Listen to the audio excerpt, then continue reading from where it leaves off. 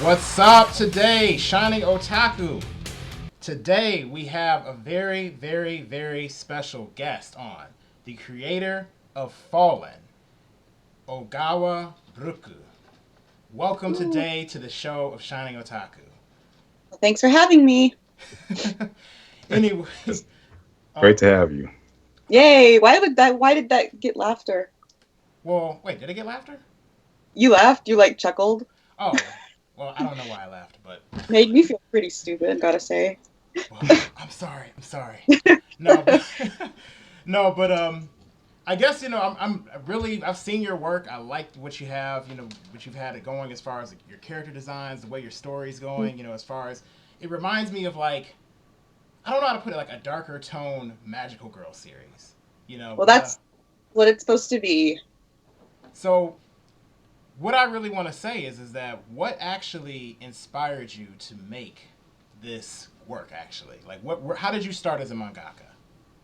Um, like long story or short story, because like I didn't originally want to do comics, and I was supposed to be working for Disney, and then like I'm older, so when I was in college, Disney started to like go under. Their animation company wasn't doing so well, and I already had a bunch of contacts there, and it was kind of like a guarantee that I was going to work there. And then in my second year of college, they announced that they were no longer going to do 2D animated movies, and I was like, well, crap, what am I going to do now?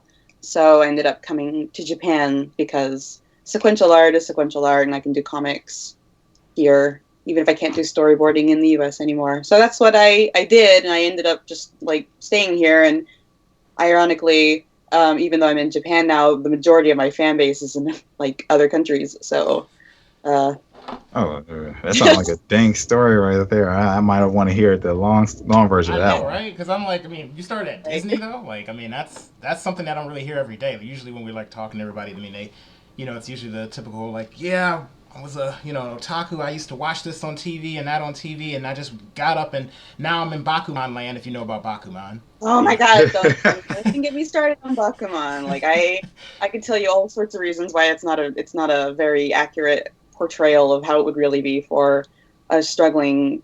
Well, they weren't even struggling is the problem with Bakuman. They that kid was coming down and saying, okay, I don't even want to do comics. I don't like comics. I don't draw comics. But my uncle was a famous manga artist. So I can just inherit all of his tools and his entire workplace. And oh, look, I mastered the art form in 6 months. Look at me. I'm the main character in Pokemon.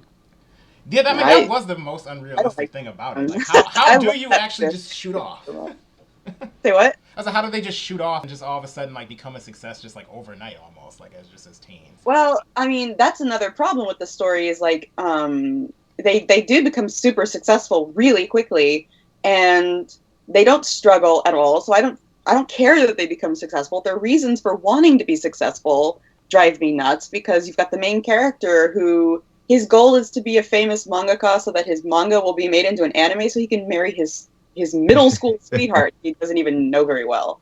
And like that should not be your goal. If you are in this art form and if you are doing this every day, all the time, you're gonna want to put more than just your girlfriend as like your inspiration or whatever. So I mean, there's just a lot of reasons why they got successful, but that wasn't good enough. They broke all kinds of rules and did all kinds of like taboo things that you wouldn't dare do in the industry now or ever. And it just, yeah. Like If you want me to get what was? Yeah, I mean, I'm kind of curious. Like what like since you're very Yeah. involved, especially over in Japan. I mean, that's well, that's a I used to be more involved. Now I'm doing more independent stuff because the industry. I don't like the direction it's going in.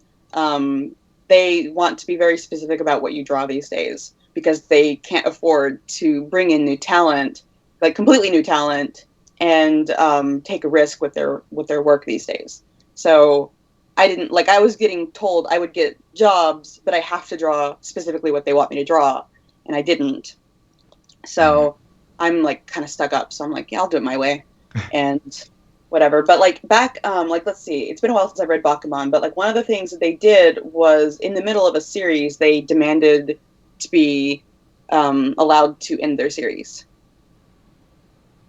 Are you saying that that's something that isn't allowed, in a typical...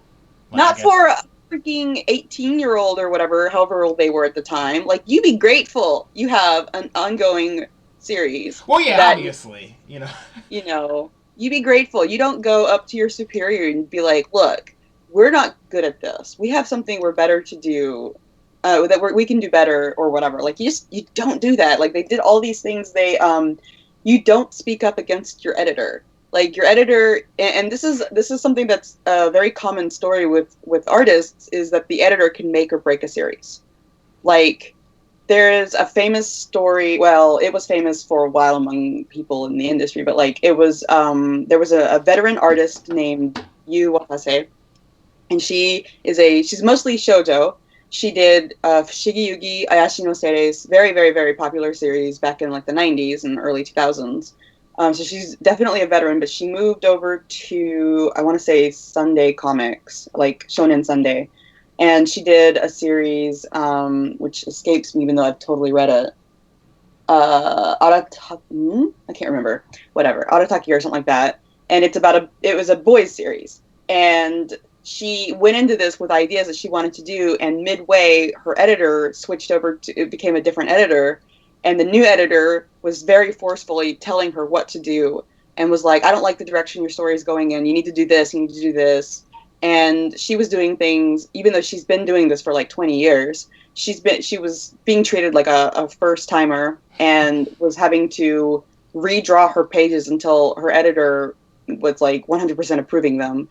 And in the end, like her series, like I stopped reading it. I didn't realize that the editor was getting involved in so much control over it. Yeah, because it went from being a really good series to being really just like awful. Like I hated it. I went from really liking it, Arataki or something like that. Gosh, I can't remember. Yeah, I'm actually curious about that. I might look that up. What was the name of it one more time? Hold on, it's on my bookshelf. Let me just go look at my bookshelf. Gosh.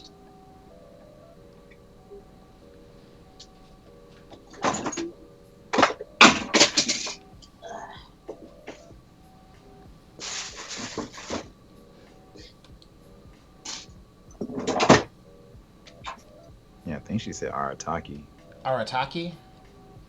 Arata, it's like Arata something. Gosh, where is it? Well, the author, you look up Yu Watase. Yu Watase? Like, Y-U W-A-T-A-S. Yeah. Arata Kanga. It's been a while. I couldn't find it on my bookshelf, but it's somewhere. Arata Kang. Oh man. I know it's gotta be a tough name if you're having trouble with it. No, it's just that I haven't read it in a long time. Arata Kangatari? Is that what it is? Kangatari. Okay, yeah, Kangatari, I guess. Okay, yeah, I see it. Main character's name is Arata, so I remembered that part, but... Or like, I guess if it was translated, Arata the Legend is what they call it. Oh, whatever. And it was... yeah, I don't know the English names to anything, so... Yeah. Yeah, but I used to read that, and it's been a while. It's been out for, like, I think 10 years or so, but it started out pretty good. Like, I was like reading the fourth chapter and like, or fourth volume, and I cried, and I was like, oh my god, this is like the best. And then all of a sudden it just got really bad, and I couldn't figure out why. And apparently it was the editor's meddling, and I think she got a new editor now, because I think sales were tanking or something. But yeah, I'm looking at it now. It looked like it would have been a dang series.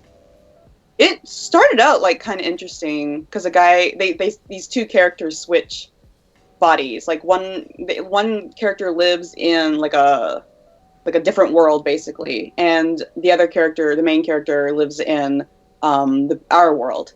And they're both named Arata, and they're both the same age. And so one goes into this kind of fantasy world and has to kind of like take up. Oh, and everybody sees them as the other character.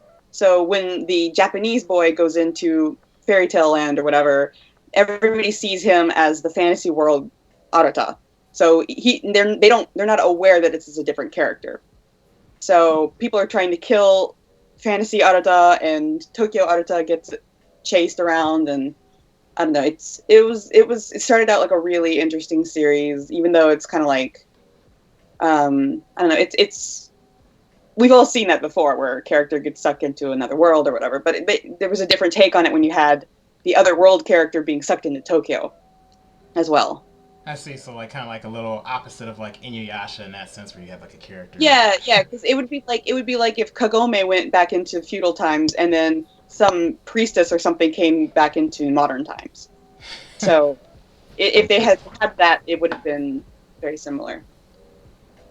And that was what I was more interested in, was seeing the fantasy world character face modern technology and our magicalist world or whatever. But actually getting like a whole different other take, actually being able to see how the characters would interact in that setting. Yeah.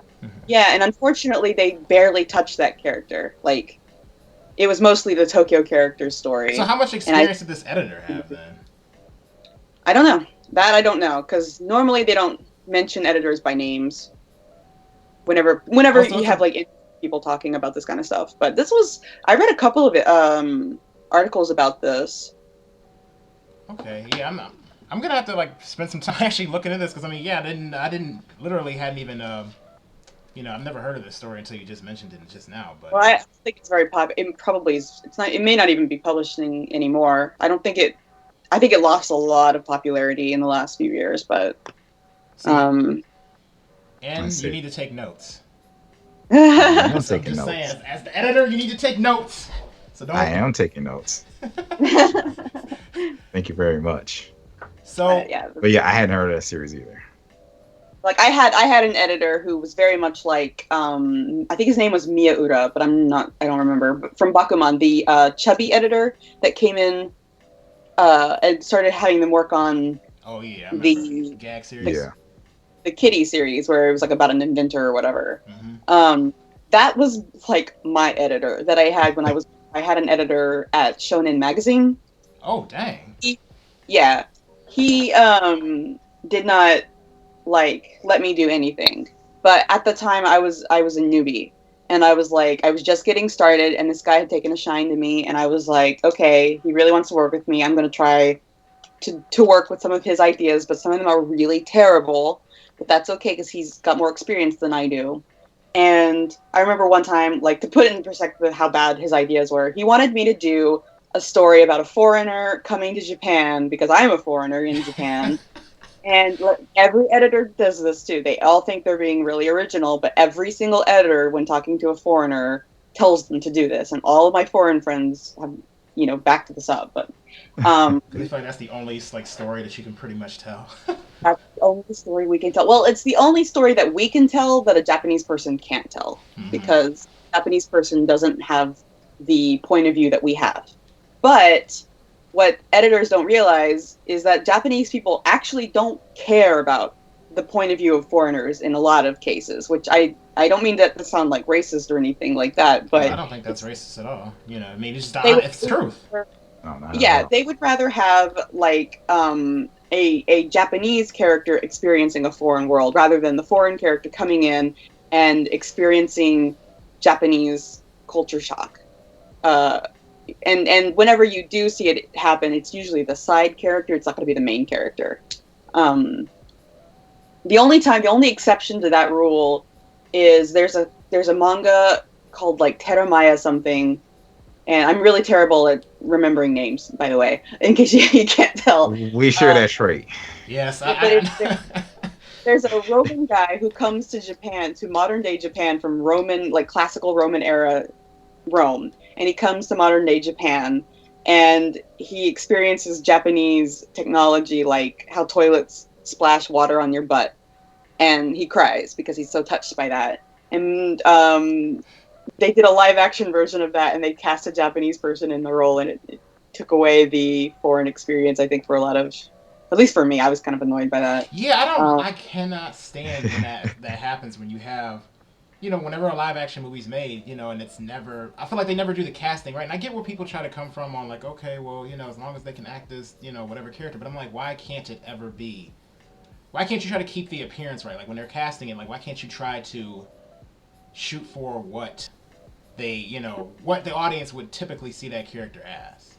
I think the best live action adaptation of a manga I've ever seen was the Rurouni Kenshin live action movie. Oh yes. That was good, and I'm not even a Rurouni Kenshin fan. Like, I was not a fan of that series at all. I didn't like the anime at all. But then the live action movie came out. My friends were like, "Brooke, I know you don't like that movie. You need to go see it. It's amazing." And I went and like my husband and I saw it, and I was like, "Oh my god, this is the best. This is like as good as it gets as far as live action adaptations go." I thought Dragon Ball Evolution was the best.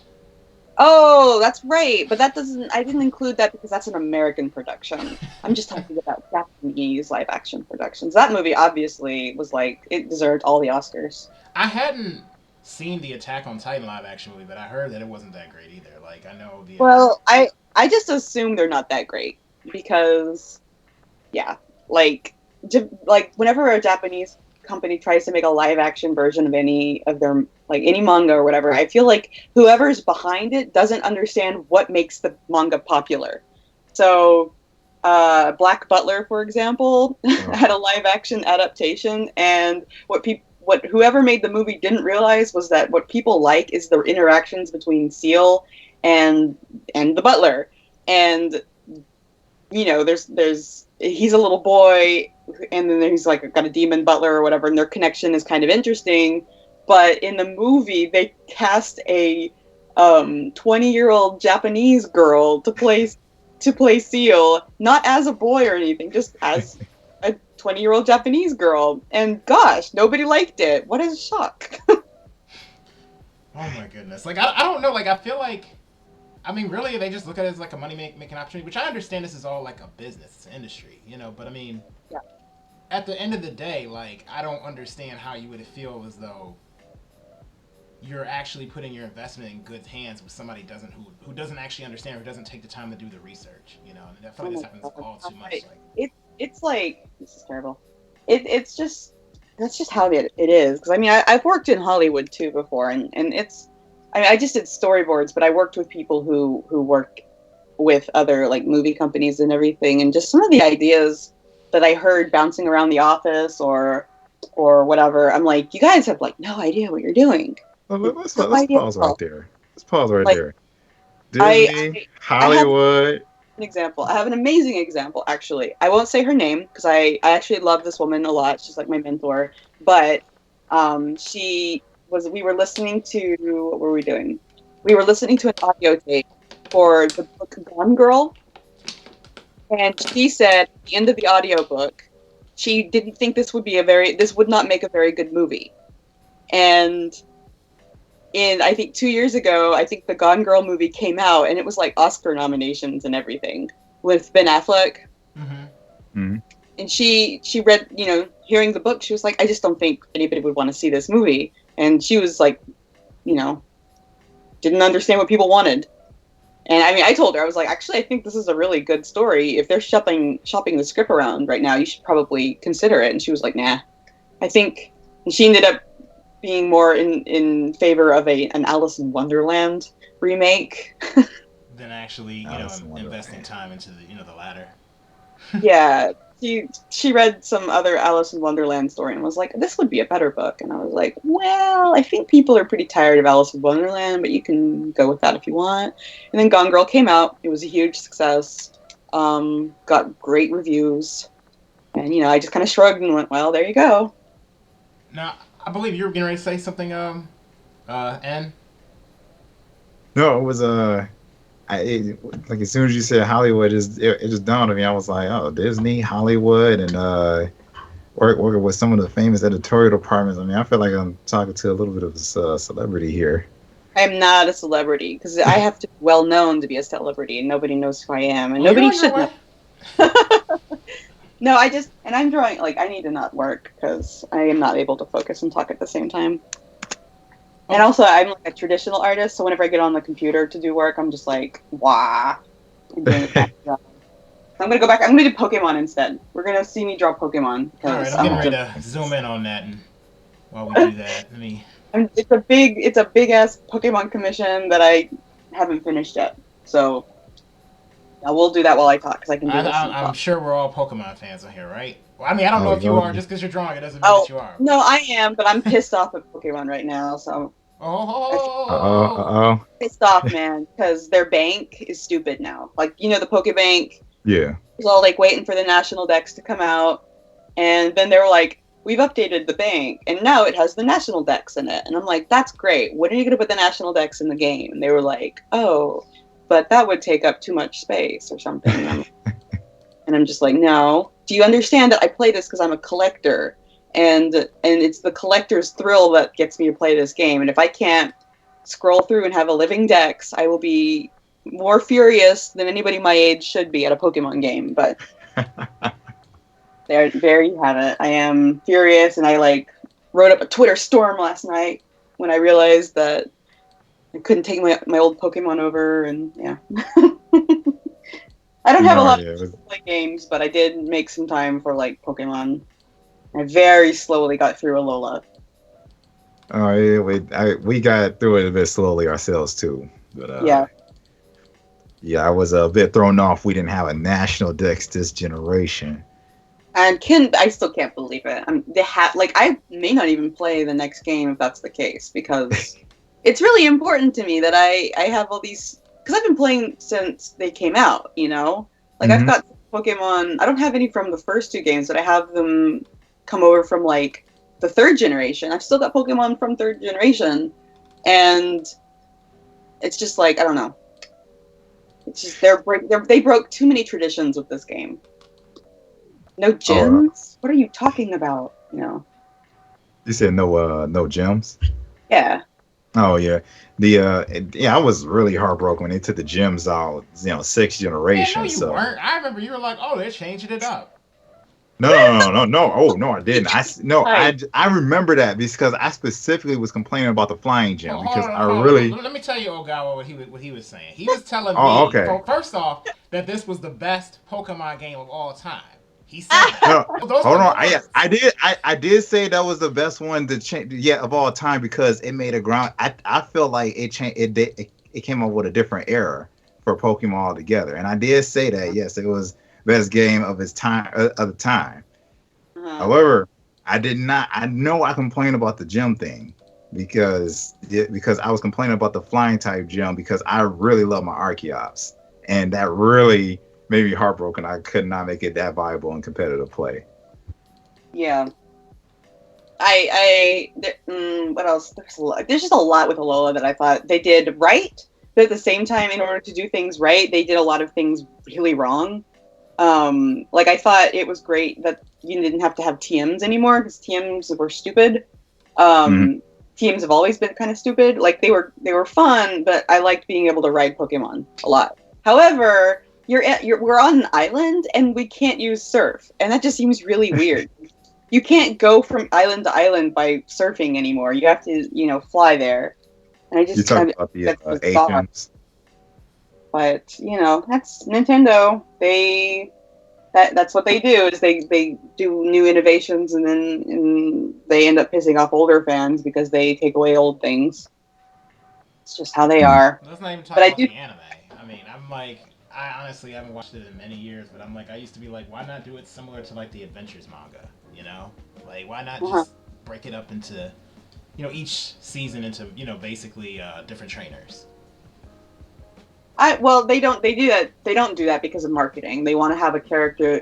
They want to keep Pikachu in the series, and I think that's the only reason Ash is still there, is to keep Pikachu in the series because he's the big bucks for Pokemon, and that's why they keep him there. I get that, but I actually would like for them to do the stories that they have in the games.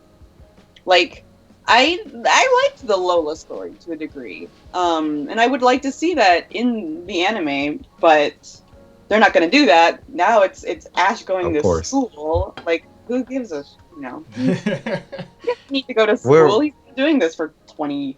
We're not going to get into the fact that, Ash and Pikachu somehow keep resetting, and for a reason he's still 10, but, Well, that I'm okay with, even though, it is silly. But, I don't know. I did like have a canon birthday. A lot of people hated that, but I liked it. Wait, say what? No, I was saying, didn't he have a canon birthday? No, of course not. We Well, can't have the implication that Ash and company actually age. I would like for him to go back and see like Misty in them, and it turns out Misty's like 29 now or something, or 30. And then we find out that it's just Ash who's stuck in like a time warp. That would be a really neat twist that they'll never do. Darkrai hit him with the freaking Dark Void. I swear he did. You know, like I'm like we missed it somewhere. So, I guess I kind of want to move on to talk a little bit about your story. Oh, you don't want to just talk about Pokemon the whole time? Well, okay. Oh, well, we trust me. We would love to, but we would go on hours about this. Right? No, I'm joking. I'm sure not everybody came for that reason. What? I have to say this. Not to cut you off, but I love the fact that you are literally drawing my favorite Pokemon right now. Ironically. Am I? Yes, that is his favorite It Pokemon. didn't even click in my head until now. Like. Yeah, I'm not gonna. He's actually really hard to draw. Like I tried not to draw him in the Pokemon style, like to do kind of a more cartoony look. But he's actually really hard to draw. Really? Like, I mean, I thought like with him having like the big smile and like the eyes that he wouldn't be, really all that difficult. But you think that, but like sometimes the simpler characters are kind of the harder ones to draw. Like I had like way more fun drawing Trevenant, the tree thing. I didn't think I would have fun drawing that at all, but he was actually a lot of fun to draw because he's got a bunch of little twists and details and whatever. But then there's Gengar, and he's like a round thing with, I don't know, are those ears? I don't know. I guess because it's hard to figure out what his parts are for me. But I don't normally draw Pokemon either. This was just like you a have special. Like a favorite in particular that. I do. Uh-oh. It's I actually drew it on here. Where are you, Leafeon, sorry. Leafeon, I started playing the Japanese version after 4, so sometimes I don't know their English names. But Leafeon is my favorite of all time. And I like Shaman as well, and I like Skuntank or Skutank or whatever the English is. It's Skutank in Japanese, but the skunk part. I need to get my Japanese to your level where I'm like, I don't even know like certain things like in English. Like, I mean, I studied a little bit of Japanese before because I needed that for my degree, but like. Well, I mean, like it's weird though talking to people because they'll be like, "Do you like Attack on Titan?" And I was like, "What the fuck is that?" Sorry, Attack on Titan. I do swear. Ironically, when that came out, like I actually was that was when I went to Japan. I only went there once, but that was when I was there. Oh yeah. Well, it's Shingeki no Kyojin in Japanese. So, and what that actually means, what the title actually means, is they're advancing onto you. So like they're attacking, and in Kyojin just means giant. It doesn't necessarily mean Titan, but you can translate it that way. But it's the Titans attacking the people is what the title is. And then Attack on Titan, when I heard that, I thought people were talking about some space fantasy where they were like, is it a Jupiter moon? I think it's Jupiter's moon, Titan. And I was like, cool, it's like Titan AE or something. There's an old movie called Titan AE. And I was like, cool, what's this thing? And then it turned out that the English translation of the title was by the Japanese distributors or whatever. And they, for whatever reason, subtitled it Attack on Titan. And that's like, ugh, just drives me nuts. So people keep saying Attack on Titan, and I'm like, that's not the title. And I had no idea what people were talking about, even though I was familiar with Shingeki no Kyojin because it was huge here when it came out. But no, I know what you mean. This are not getting properly translated anymore. No, I know exactly what you mean. I guess there's like localization was why it probably changes the name. No, it's Japanese companies who do it. Like Attack on Titan, that was the Japanese company, the publisher who came up with that title instead of the translators. The translators would have done a better job. But like I've worked as a translator in Japan, and let me tell you, they will send you the dumbest things, and they'll say, "Could you just check the English and make sure it's okay? Not translate, just check it." And I'm like, "Did you use Google Translate? Because this doesn't make any sense." Mm-hmm. And like I've had to give back the English the quote unquote translations that they've provided me to just check, and I've said, just give me the Japanese and I'll translate it for you, because this doesn't make any sense. And like I've had that happen a lot. So I think what they do is I think they use like Google Translate or something, or Babelfish or something, and they put it in there and they think, yeah, that sounds right. Oh, and it's a newer print. it's a newer trend, but I hope it's a trend that they stop doing pretty soon. Yeah, I did not know that was on the Japanese end. Yeah, it's on it because even in Japan, if you like watch a lot of anime, like there was a series, I think it was like Sekai wa Utsukushi or something like that, which means Something in the and world. I know. I heard the world in there somewhere. yeah, Sekai. and with all that, and even still, the world remains beautiful or something like that. Like it was kind of a positive message, and it doesn't translate very well. But the English translation that the Japanese company put out is world still world is beautiful or something like that. And I was like, is the world not moving? Is What it in the world? frozen? Still world?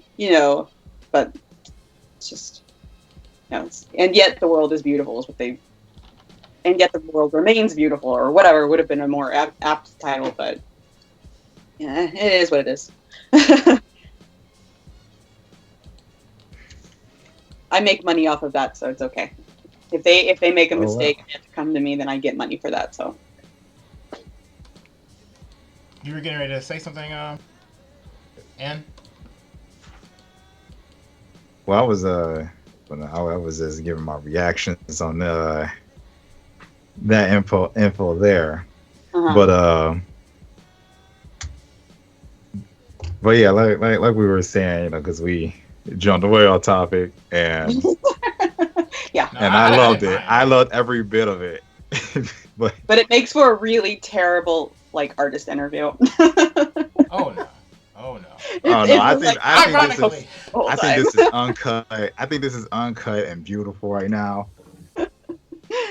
So for anyone that's getting a bit technical and anal about this current stream, we apologize, but this is really good.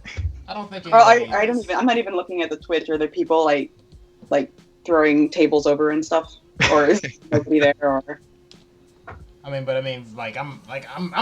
happy that you even came on here. I'm like once you started telling us all this stuff, I'm like, wow, like you have like some prestige about you, again, like the fact that you've been in Disney, Hollywood, or whatever. I'm like, geez, like I feel like I'm sitting down with like Masashi Kishimoto.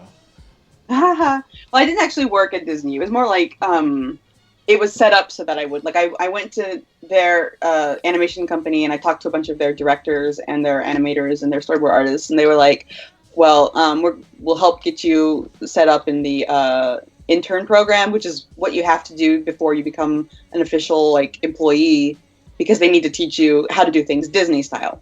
And I was like, cool, I'll just finish college, because that's the American way. You finish college before you do anything. I'll just finish college, and then I'll go work for you guys in 3 years or whatever. And they were like, great, we can't wait to have you. And like all of a sudden Disney closed their doors, and all of my contacts were either being fired or moving to other companies, and it's just like, okay. So I didn't have a job with Disney yet, but that's where my life was going. That's where it seemed pretty inevitable that I was going to be working there after college. But then, life takes you in different places. Oh man. So I guess kind of like reeling it to the your story. Like, would you mind like for those like out there that may not be familiar with it, because there's some people Shine Otaku that might not know about it. Would you mind explaining or summarizing your story for the audience? Okay. So FaLLEN is basically magical girls on steroids, is what I always say. So there's a lot less sparkles, and there's like more blood and boobs. And it's a story. It is magical girls, but it's not necessarily aimed at just girls. It's also, I think the vast majority of my readers are guys, but I have a lot of female readers too who like the less girly version of magical girls. But it's a magical girl story where these characters realize one day they wake up and they have like nothing. They have no clothes, they have no memories, they're not in a city, they have no idea who they are. They're told that if they awaken to their magical abilities and protect the Eon Terramaya, then they will and serve the Eon Terramaya, they will become magical girls, and they will receive a name, and that's going to be their identity. And these girls are so desperate for some form of identity that some of them take it more willingly than others. but it's kind of a struggle for some characters to come to the realization that they are magical girls or whatever. But it's basically it's exploring identity and what makes you who you are via a magical girls platform. Well, I'm glad you said Eon before I even brought it up, because I have been calling it Aeon all this time. yep.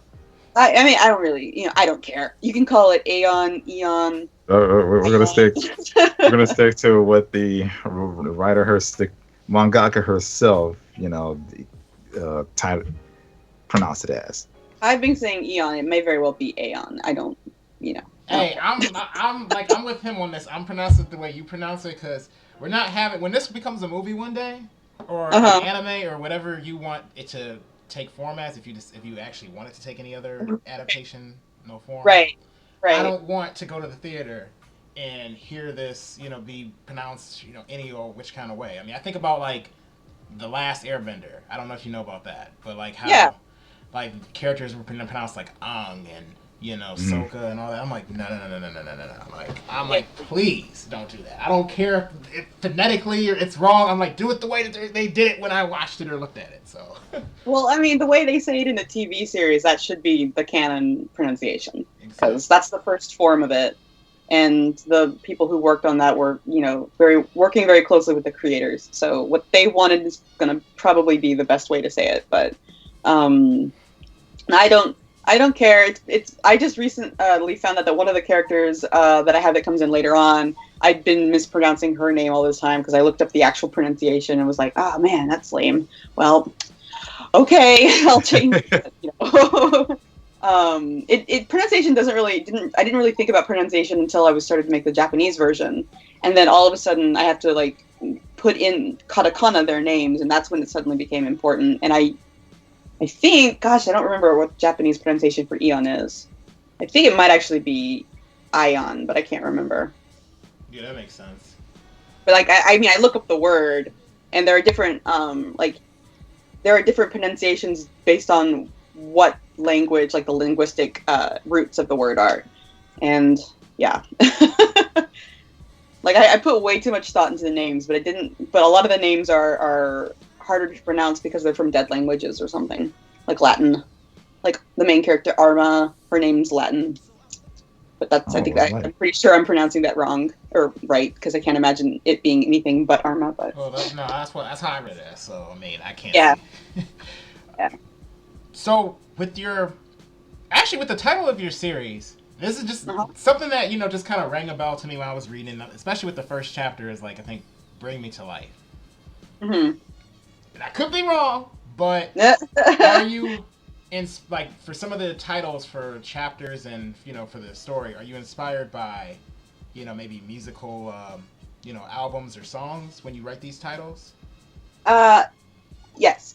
And I don't know if I'd say inspired. It's more like I steal them, just like rip them right off the CD back. But yeah, and that doesn't mean the content necessarily reflects it, but a lot of times what I do, especially later on, because it became more of a game for me to do it, I would take the story and try to compress it into a song, and then I would take the title of the song that best fit that chapter. And there are a couple chapters later on where people have told me, because there's also a novelized version. So I've had people reading a novelized version that I just kind of kept secret.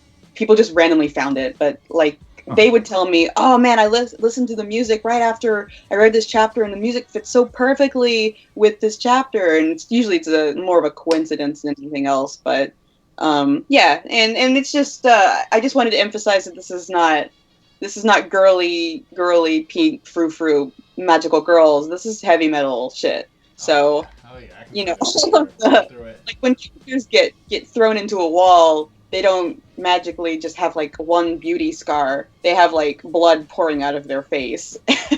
Yeah, when I was reading through that, I didn't expect to see it. I was like, wow, this is very, very interesting, especially considering the art style that you went with it. Yeah, well, I didn't think I went with a cutesy art style, and I purposely drew the mouse a little bit more realistic, because there's a mouse, a mascot mouse character for people who don't know. And instead of him being like super cutesy and being like, "Gosh, gee willikers, guys, there's a monster over there. Let's go get him," I have him like, he's just like kind of really crabby and looks like a mouse, but you know, like a new species of mouse or something. He just looks like a mouse. He doesn't look super cutesy. I thought he said he wasn't a mouse. Well, if you ask him, he's not a mouse. Oh yeah, he gets very offended. I'm a mouse, you guys. I'm not a rat, etc., etc. So obviously he's not a mouse, but I call him a mouse even though he's not, because I don't have a. That's just disrespectful. That's just straight up disrespectful, man. I'm on his side. Options. He doesn't say, "You guys, I'm not a mouse. I'm a yeah." He doesn't say. He just leaves it at that. So unless he wants to come up with some kind of a name for himself, then he's just going to be Mr. Mouse. That's just how it is. Is there like a reason why he's? I'm just curious. Like, is there a reason why he doesn't like that, or? Yeah, but that comes in later on. Oh shoot. Like I set up a lot of things that get revealed later on. Okay, I'm gonna have to. I cannot reveal. Like the title itself, Fallen. Mm-hmm. I didn't take that from the Evanescence album. That was a coincidence, and I was actually kind of annoyed that there was an album with that title already. But yeah, we were going to ask about that one. but I did Bring Me to Life. That was a nod to the fact that Evanescence has an album named Fallen. I was like, I'm gonna go ahead, and I'm gonna name the first chapter is gonna be Evanescence, and then if I can do it, the last chapter is also going to be an Evanescence song, but that's way down the line. But that was a coincidence more than anything. But Fallen, and the reason there's a lot of things that tie into the title. Fallen is the whole story is set in fall, or like late summer to early winter, I should say. So in the fall area. That explains the. There's a lot of fallen leaf imagery, like whenever they transform. There are fallen leaves everywhere, and there's a reason for that, but it hasn't been revealed yet. And then the title itself is actually connected to one of the characters, but that's a big reveal later on. So that's all I'm gonna say. But because I have a lot of people ask me about the title, and I'm like, well, you'll find out. Okay. So, go ahead. I mean, I've cut you off so many times today. Go ahead. It's fine. It's fine. You should see us when we're talking to our friends. Yeah, you don't get a word in, do you?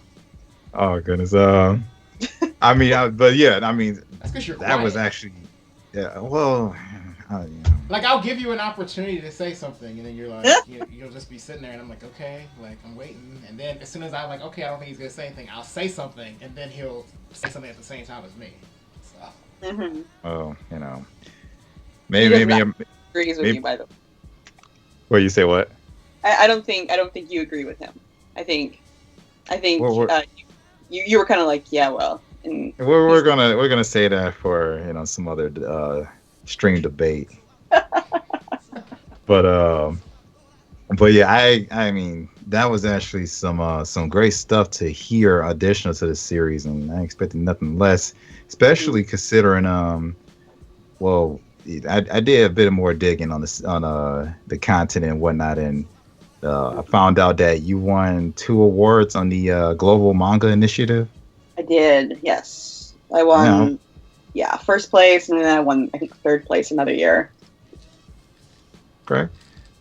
Yeah, because it's funny. I don't know if it was the beginning of chapter 4 or 5. I was looking through the comments as I was going through each page, and one of them mentioned that about you winning first place in the Global Manga Initiative, and I was like, oh, let me look more into this. And I was like, okay, in the grand scheme of things, they might still consider that like an amateurish win, but I was like, that's actually definitely upcoming. So yeah, I mean, consider yourself a game changer? That's the real question. I don't consider myself a game changer because the game has changed so much in the last. Like, since I've come to Japan, the game has become such a bigger, a different thing from what I started out as. Like, when I started out in comics, you didn't do digital stuff. And now most people are trying to do, at least not in Japan, most people are trying to do comics digitally these days. And I think there are very few people who do it traditionally. So if anything, I'm so old school, I'm going to put the whole movement in reverse if people start following my lead. because I do things traditionally. Man, I know that has to like. I mean, I like actually sometimes I actually really like traditional more, or like I like how it looks more. Like for some reason, I feel like you can tell a little bit about the technique and I mean, you can tell the difference. Like I've got like a stack of manga next to me right now, and there's like several manga, like One Punch Man. At least the toning has to be digital because he does some things that you can't do with real tone. I swear Shokugeki probably is, but I don't know for sure. What, Shokugeki no Soma? Yeah. Yeah. Yeah, it is definitely, and actually I love Shokugeki no Soma. It's one of my favorite current. Oh. I swear, I'm glad that you're on here with us right now because you're like naming everything that we love. So. But like, I do think that by being digital, Shokugeki no Soma loses some like organic touches that it could be. It looks very gray in some places, and that's like typical of people who do digital only comics. And I mean, I think this is like start to finish done on the computer. I don't think he does the line work or anything first.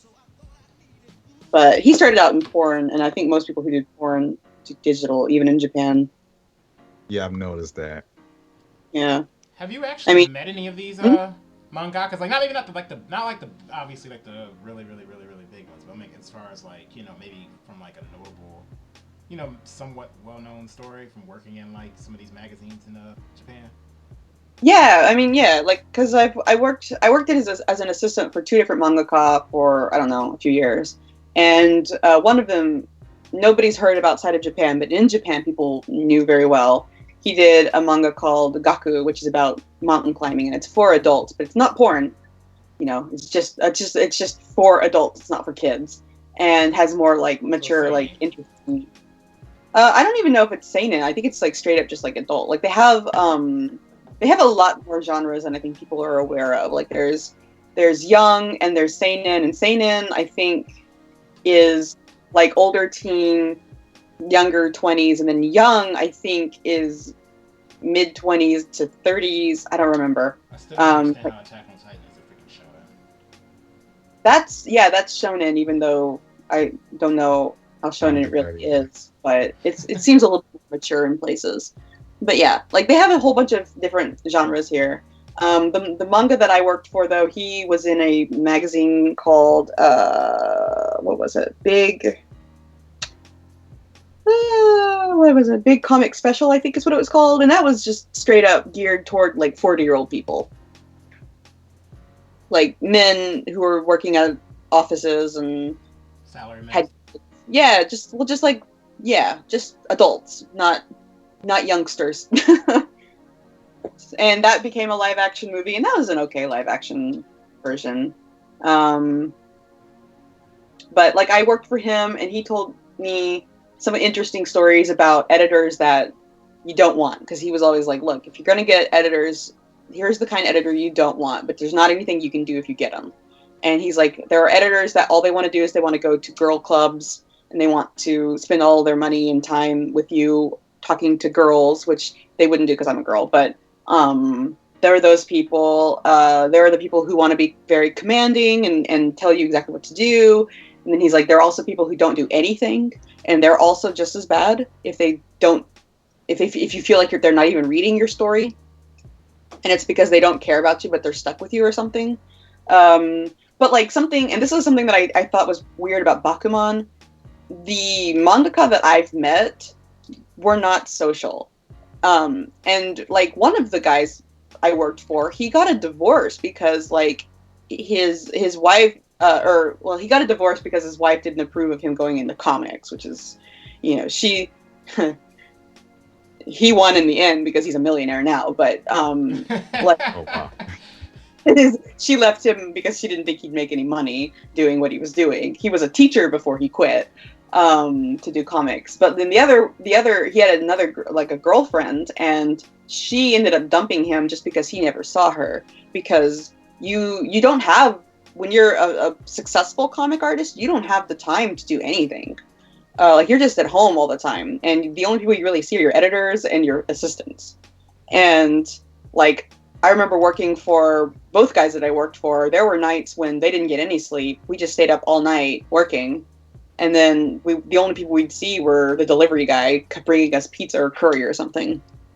And that's it. And then their editors would come in and they'd fix some stuff and then they'd leave. And, that was that. So, like, in Bakuman, when they're all, like, protesting things and having, like, group strikes or whatever, I'm like, what are you doing? Get to work. You don't have time for that. But the most famous mangaka I ever met was actually, I met Takeshi Obata last year. Oh my gosh. Oh wow. Completely now, random.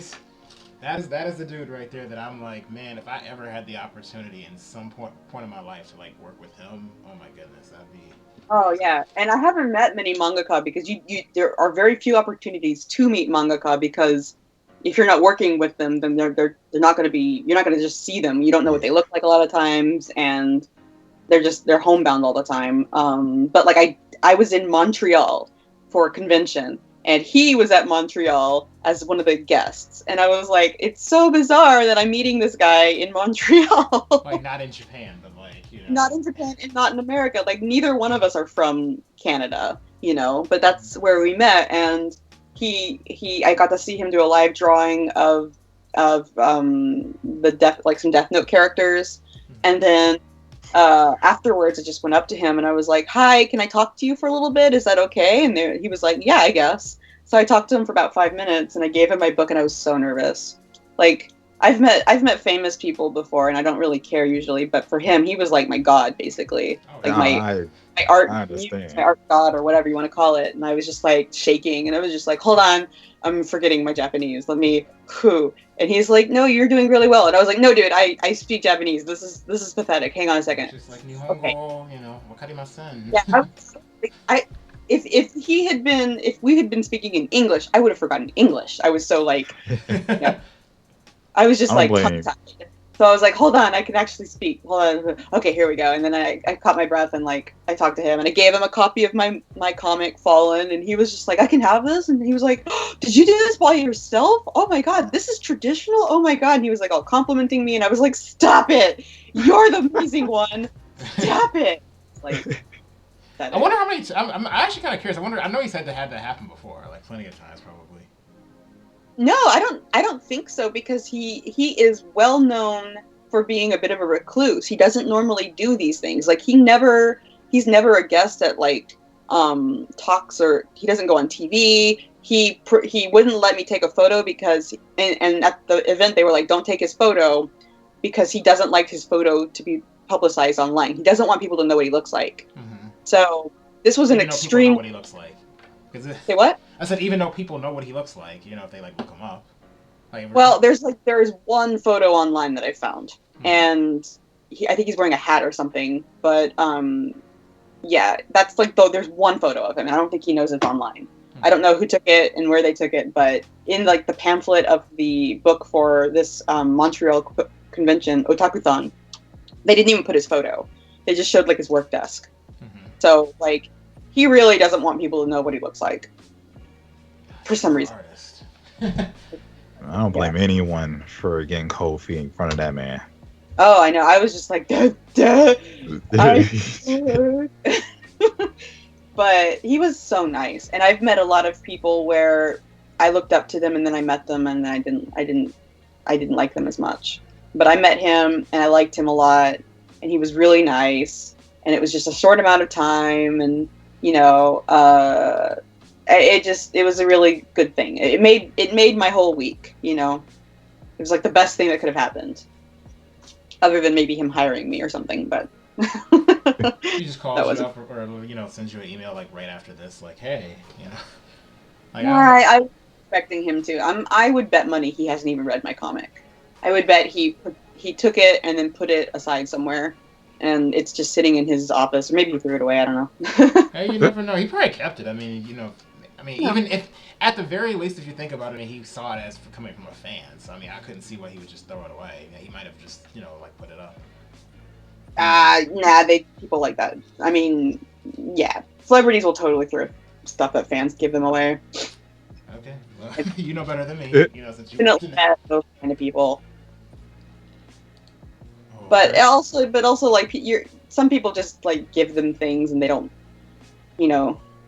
like a lot of things, and there's just what are you going to do with it? You can't just keep all of it. So yeah, but and then he's gonna kick himself later on if it ends up being bigger than Death Note. It'd be funny if he after this current series he's working on, after they cancel it, because it's gonna get canceled. It's not doing well at all. You think Platinum end well? I mean, I haven't read it in a little bit. It's terrible. Have you read it?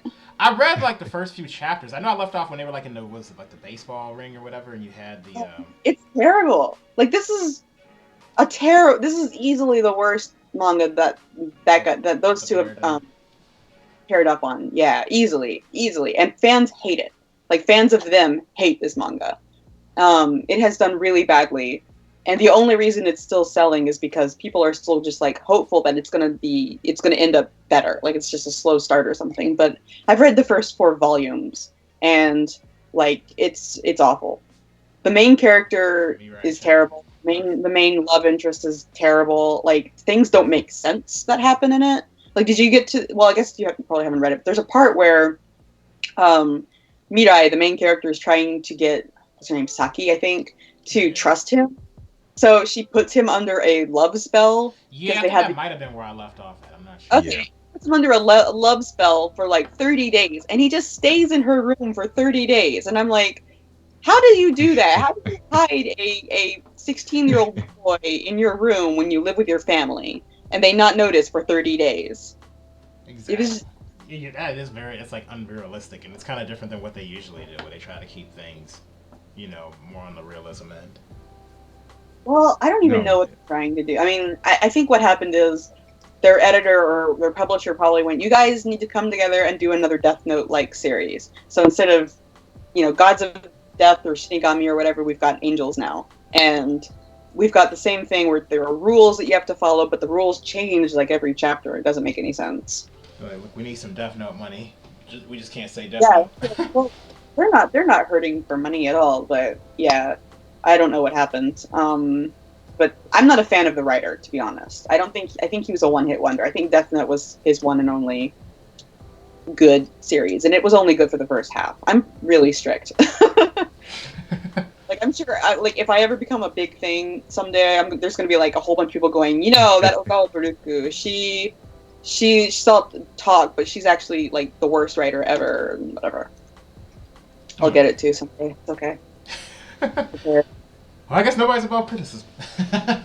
But no, I mean, yeah, I don't mind criticism because I understand people have their own opinions. Mm-hmm. So if people are like, your story sucks, then I go, cool, don't read it anymore.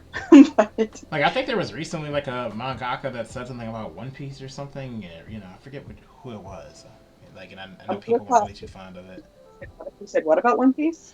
I know there was a mangaka recently. I can't remember what his name was at this moment, but I know he had, gave like a little, like not like a big criticism on One Piece, but basically was saying, how it wasn't his cup of tea, and basically like he knew why it was popular, why people like it, but I guess he doesn't feel like it's all that great, and people like were up in arms about that. At least I seen like a video about it. So. Well, they don't in Japan at least. If it was Japanese reaction, they don't really do that here. Mm-hmm. Like. They don't really talk bad about things here, which is really bizarre.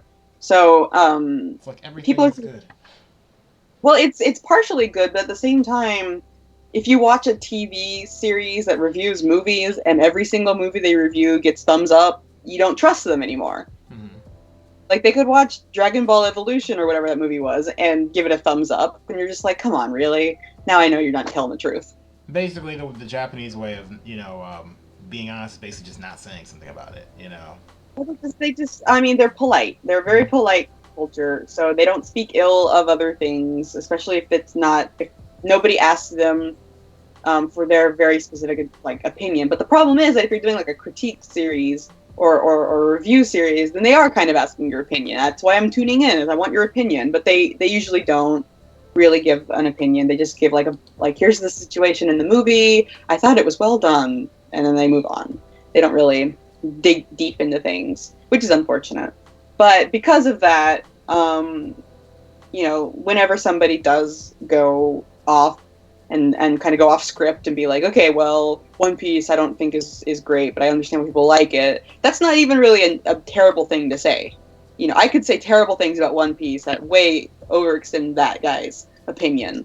what he said, I think, is fair. It's like, you don't like it, that's not your cup of tea, but that doesn't mean it's a bad manga. It just means it's not your cup of tea. And then people go ape shit about it, and that's just kind of how Japanese treats that kind of thing.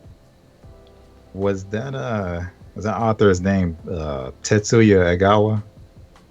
Was that the person who said something about One Piece? Oh, I think. Let me see. Let me look him up. Wait, are you talking about the One Piece author? Or are you talking about the guy? No, that's the guy Ishiro that. Oda. We know that's. Yeah. Yeah. Okay. Yeah. Yeah, I think the guy that threw shade was Tetsuya Egawa. I've heard that name before. I think he did what, Golden Boy and. Yep, that was him. Yeah. Oh, damn. Okay. Well, he's like, he did 20th Century Boys and everything. No, Golden Boy. Yeah, that was. What's his name? Did 20th Century? Naoki Urisawa did. Yeah. Golden Boy. Man, I've read that. It's not that good. No, it's not. It's not as good as like some of the other stuff he's done. I can't remember what other stuff he's done though. He's done a lot of stuff. All right, so I think we should probably, I guess, break this down to like 2 more questions so we don't take too much of your time up. So I'll ask a question and yeah.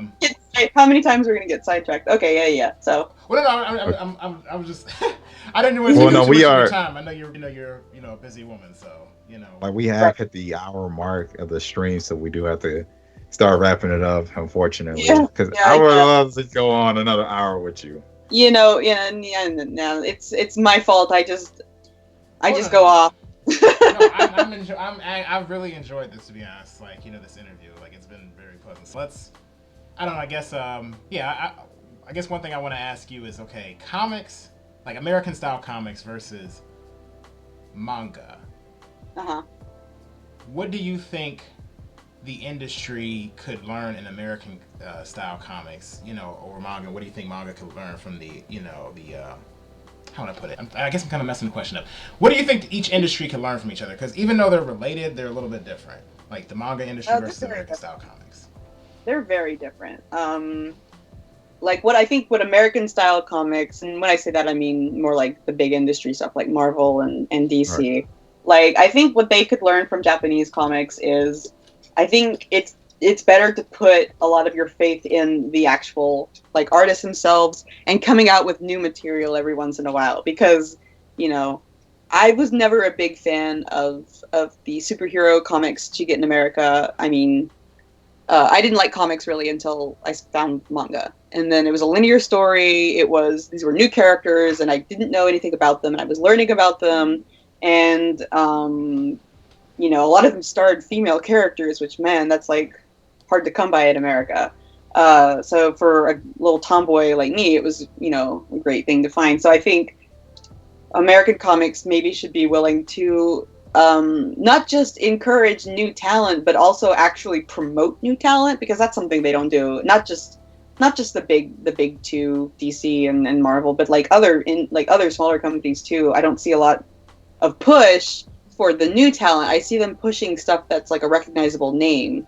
Like there's the Jim series from when I was a kid. That's got a comic series recently, and I do want to read it. I haven't had the chance to read it yet, but like I see that getting promoted over some of the like other things just because it's a recognizable name or whatever. But I would really like to see these publishers putting a little bit more attention on new artists and new stories and new characters, and they don't. And that is something that Japan does way better, and with more confidence. Japan could, however, learn from American comics in that Japan is really slow to adapt.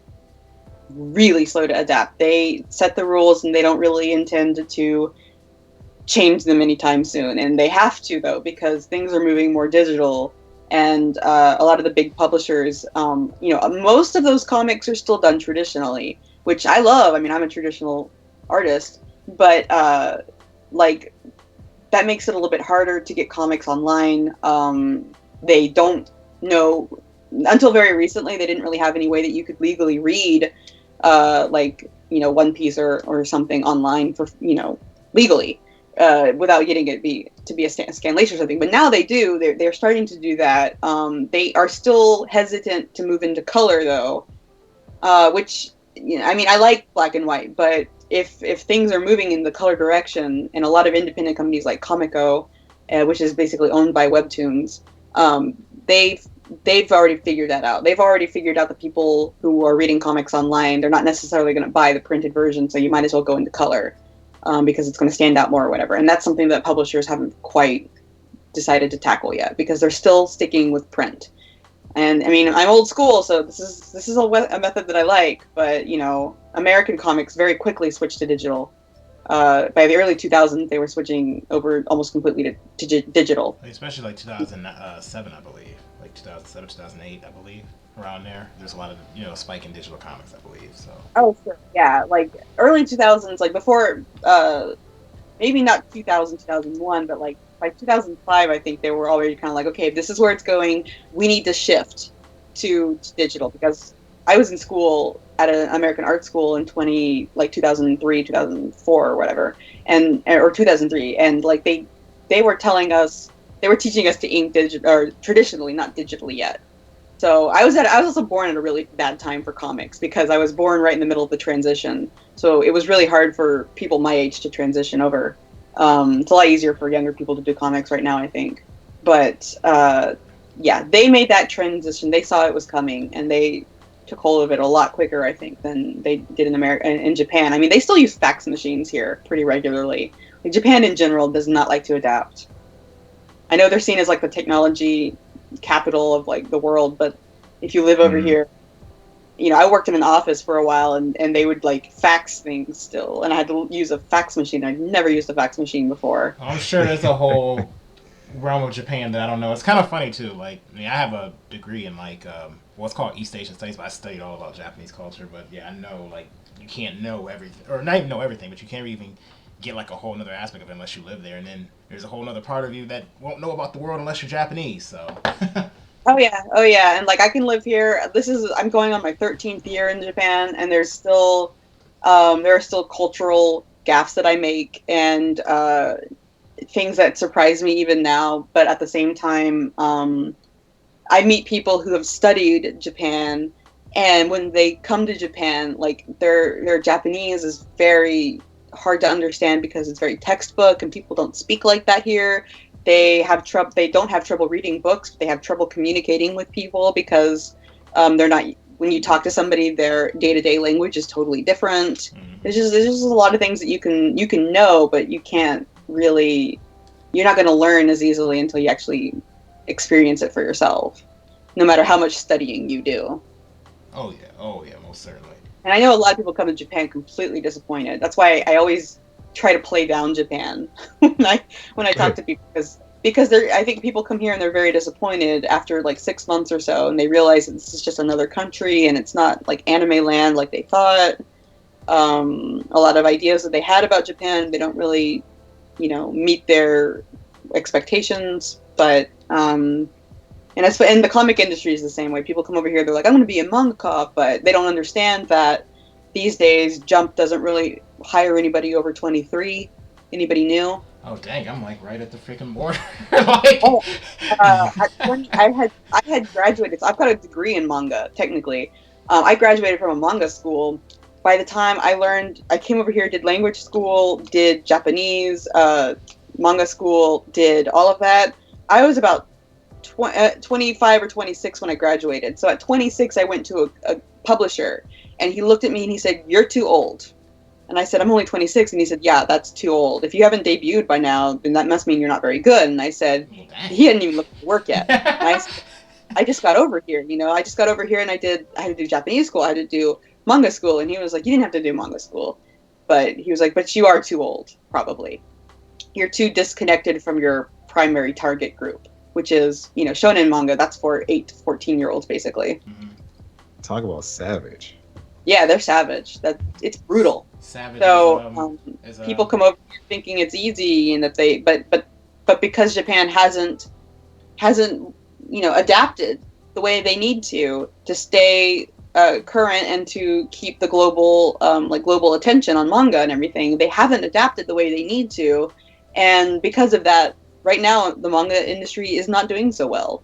And so they're really hesitant to try new talent. They're really hesitant to pick up older artists because It's easier to take somebody fresh out of high school and mold them into the kind of artist they want them to be. But what that also means is you get really inexperienced in life artists and writers.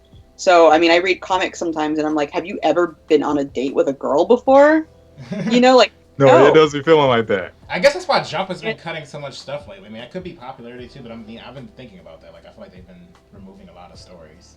You know. Yeah, and I mean, like I think right now people are more in touch with what Jump is doing on a day-to-day basis than they were when I was a kid.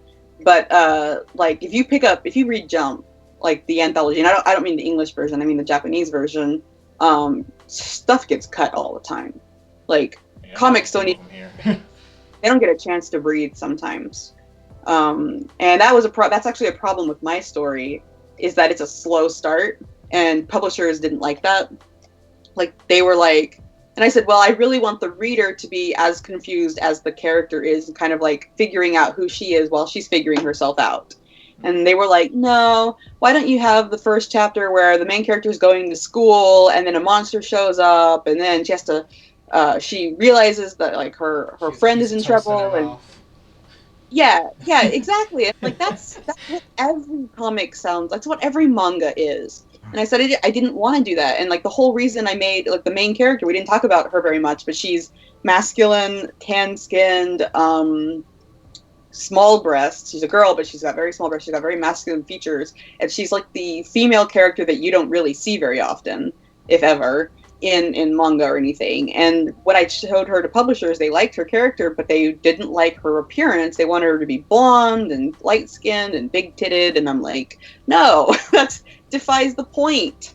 The whole point is that she's not the typical character, and then people who were like tomboys growing up, or guys who like magical girls, like I have a lot of guys tell me that they relate to her, even though, you know, she's a girl, and that's kind of unusual for, I think, male readers or whatever. And I'm like, you know, this is a problem with the manga industry today, is that they're not as willing to take on new ideas as they were back in the 80s or back in the 90s when things were really good. I don't even think that they would maybe hire some of the artists that made it big back in the day, like Akira Toriyama. Like if he went in there and he didn't have anything under his belt and he showed them something, I don't know that they'd hire him, because his art style is very old, and like some of his comedy is very old, and people like that because that's what they grew up with. But you know, nowadays I don't think they would let that necessarily in their magazine, and they'd be missing out on a really great storyteller. But that's kind of how the industry is. And for example, we talked about Attack on Titan or Shingeki no Kyojin. That got rejected multiple times before somebody finally picked it up, and the reason it got rejected was his art is terrible. Oh yeah, I've seen that. You know, how it looks versus, you know, I'm sure he's had to redraw a lot of stuff. I mean, it kind of reminds me of what's his name? How am I gonna forget him? Are you talking about Yoshihiro Togashi? Yes, that's one of my inspirations right there. You know, like how his art, and when you see like the sketches and stuff for Hunter x Hunter or anything, it looks pretty bad, at least to me. Yeah, I mean, I bought the first volume of Hunter x Hunter and was really shocked at how basic some of the artwork is. Like that wouldn't fly today. Oh, they redraw for the volume. If you actually see like the first like you know, like whenever it's like first released or whatever, it looks way worse than that. Like, oh no, that's a different issue though. That's a different issue. That's he has like 1 week to draw these comics. Well, no, I know what you're saying, but I mean, that's a whole different thing. Okay. I'm saying because he's in a hurry and maybe he's not very fast, but he's made a name for himself, so nobody cares if he's slow because his titles will sell nonetheless. But yeah, he does like unfinished stuff, and that gets published in the books. And I think sometimes he doesn't even publish anything. I think they just skip him sometimes. Oh, they skip. But he's been on hiatus for. I mean, or at least I don't know about in Japan what they call him, but over here they be saying hiatus. I don't know. I stopped following Hunter x Hunter because I get tired of like one of my favorite series ever went on hiatus and then they never picked it up again, even though it was a very popular series, Nana, which is sorry, we lost it because I knew you were gonna mention that. I'm sorry. Oh man. Yeah, that ended without actually ending, and it was said it was just she just went on a hiatus, but I don't think she has any intention to bring that back. And it ended in a very unsatisfactory kind of way. Like there was a lot of unfinished, unresolved issues in that one. Okay, last question, Nico. Go ahead and shoot it, and then we have to cut the string because I know we've been going. I apologize for the outburst. That would have started a whole another long. I love Nana. I was heartbroken that didn't continue. Yeah, you telling me? Yeah, he even got me into it like 2 years ago. What, was it 2 years ago or a year ago? I think 2 years ago. Yeah, I got him into it 2 years ago. Yeah. Oh man. So. Don't watch the live action stuff though; it's really bad. Oh no, I'm not touching live action stuff. The anime was good though. Yeah, the anime got me into it, and then I got to the manga, and I found out about that the torture hiatus. So. Oh yeah. Anyway, but yeah, continue with the final question of this interview. Final question of the interview. Uh-huh. I noticed that I noticed in what I can't remember if it was the Twitter or Facebook. It might have been a reply to somebody's Facebook question, but you mentioned that you'll be revisiting North America soon in spring. Any plans on hitting up any of the conventions around that time or any events here in North America? No, that was a very bad question to end on because I said I wasn't going to be in America this year. This year, okay. Yeah. So okay. I don't know what my plans are for 2018. I would like to do conventions in 2018. It just kind of depends on some things here, but I can't say what for sure in 2018 what cons I will be at. But this year I am taking a break. Last year I was at 7 conventions, which was a lot for somebody has to travel over an ocean. But this year I'm on a hiatus, like Nana style. So I'm never coming back, I guess. Gotcha. No. I'm joking, but yeah. Tears, but yeah, so no conventions this year. I'm going to be just focusing on content this year. Okay. And for any of the audience that are completely caught up on your current chapter, any teasers you want to throw out there for the 3rd volume? Since the latest volume. Chapter. Let's see. 3rd volume. I begin a romance in the 3rd volume. Oh shoot! So there's that. That's the start of it is in volume 3. So if people have been wondering why none of my characters have significant others or whatever, or crushes on anybody or whatever, that's going to change in volume 3. Okay. All right then, folks. I want to once again thank Ogawa Burukku for being on here today. The Shining Otaku Shining Spotlight stream. It was definitely a pleasure. I really enjoyed talking to you. I'll be honest. Like I could go on for a few more hours. Yeah. We totally got off topic, but that's fun to do. Oh yeah, to me these are the best kind of interviews. Yeah. Okay. I loved it. And we really did. A lot of work done this. So I apologize to everybody who was watching and hoping to see me do some great artwork, and I'm just half-assedly Adam was on a Pokemon. Oh no, we're hearing the truth about the industry right now. We were hearing all that. I didn't even expect that either. I didn't expect it either, but I do. Yeah, I do like to sometimes burst people's bubbles about Bakuman and whatever. Oh yeah, that's awesome. So, I'm going to make sure that I actually, link her work. When I put the link up, for those of you guys, if you're looking at it on Twitch right now, it's going to be on Facebook if you want to look back on this. I'm probably gonna also put it on Twitter too. And make sure you check out the FaLLEN comic manga. I'm sure she refers to it more as a manga since it's Japanese as well. I only refer to it as a manga when I'm speaking in Japanese, and in English I tend to say I actually say comic for manga these days anyway. Okay. So yeah, either I don't care which one you say it.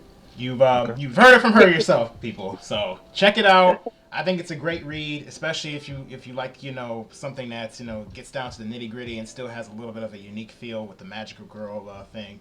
So check it out. Oh yeah, and it kind of has that Amazonian kind of feel too. Amazon warrior princess. So it's like Xena. That's what it is. Oh yeah. So thanks again. This has been Shiny Otaku. What's our slogan, Nico? I'm forgetting our slogan. Oh my goodness. This has been the Shining Spotlight, everyone. Remember to, as shining lights, where we all burn brightly. You all have a great one. Oh, that's a great book. Catch y'all later. All right, thanks. All right.